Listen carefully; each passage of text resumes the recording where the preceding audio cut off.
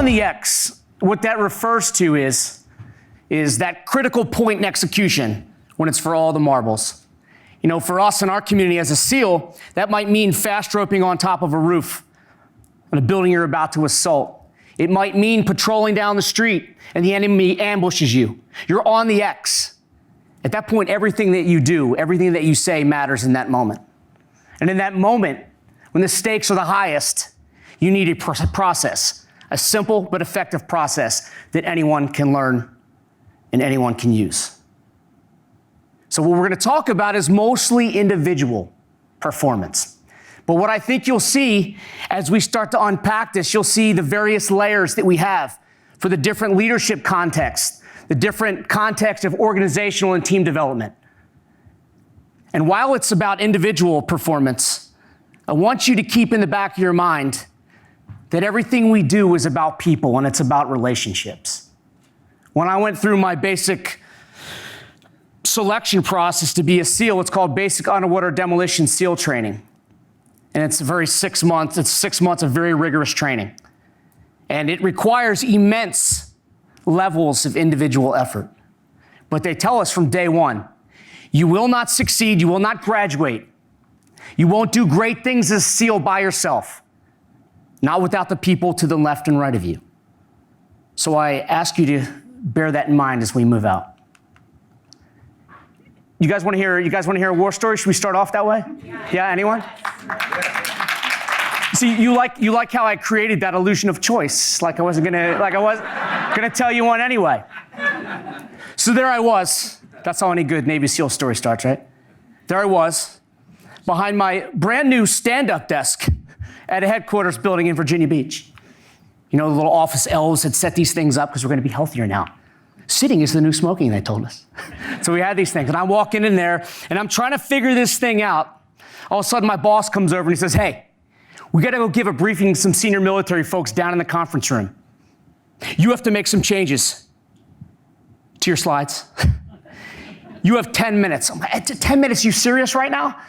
I'm like, all right, let's do this. Power on, log in, where's that PowerPoint slide? And at this point, I just wanna sit down, right?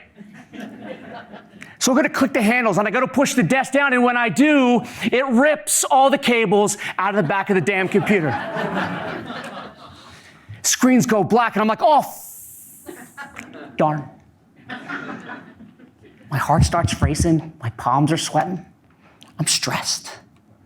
I'm more stressed in my air-conditioned office behind my very desk than I was on my last combat deployment. It's laughable, right? I know. But I'm stressed because I'm afraid. I'm afraid of letting the boss down. I'm afraid of being unprepared, and I'm afraid of failing.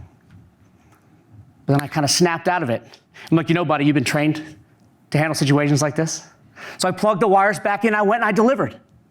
And the reason I tell this silly story is because it doesn't matter if you're a Navy SEAL getting shot at for the first time. It doesn't matter if you're a new manager leading a team. It doesn't matter if you, your team, your organization are going through some radical and dynamic change.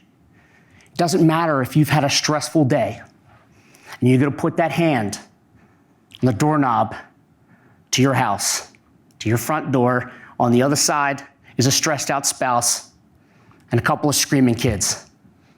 These are all high stakes moments. You're on the X. What you say and what you do in that moment matters. And so what I give you today is a process. There is nothing magic about this. It's so simple. But what we know to be true in the military is that for us to succeed when the stakes are the highest, we need something that's very simple and it's very effective, that we can apply holistically so we can succeed in any challenging situation, and we apply it consistently. A big breakthrough for me was when I learned that the things that are gonna help me succeed in combat are gonna be the same things that I can take with me to my most important and challenging leadership role, that of being a father. Because he absolutely is a tie-in because of the way your brain works. 2 jobs ago, before I was about to retire, right? I went up to the Navy's boot camp, basic training command up in Great Lakes, North Chicago. And it was my job to onboard new SEAL candidates, new SEAL recruits. And so they would come in and they would show up 2 hours before any of the other recruits on base woke up. And our job was to give them progressive run and swim training. Get them better on their feet, faster, more comfortable in the water, get them stronger with the push-ups and the pull-ups. But my most important role, as I saw it, was to get in here, was with the mentoring, the mental game, getting them to answer their why. And so I'd sit them down, their first mentoring session, crisscross applesauce.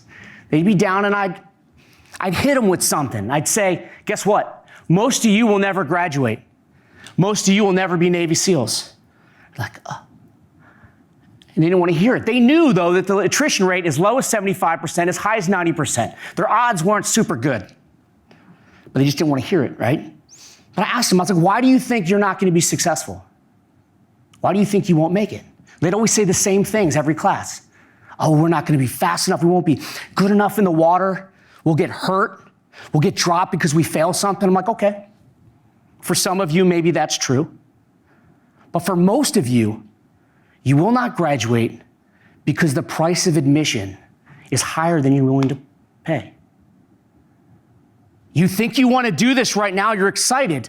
But when you're in that moment, in that void where it's time to put the work in, you're going to forget that.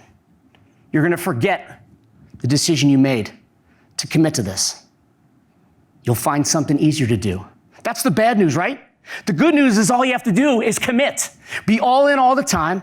When you're not cold, wet, stressed, hungry, tired, write down, envision very viscerally what that finish line looks like. Understand that there's going to be obstacles. Visualize what there are going to be as well. And fully commit. And for those of you who do, you will find that you have made the right decision to see this program through. And so for us, for the things that we do that are slightly different, but every bit as important, this very simple process for how we commit is first we clarify that objective. We know where we are, and we know very clearly where we want to go. And we build that roadmap consisting of close, intermediate, and more long-term goals along the way.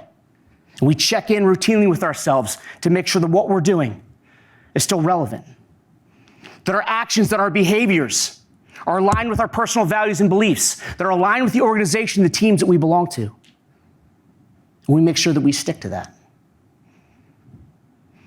Purpose, our sense of purpose. When we lack confidence, when we stumble, that's often the most important thing that gets fractured.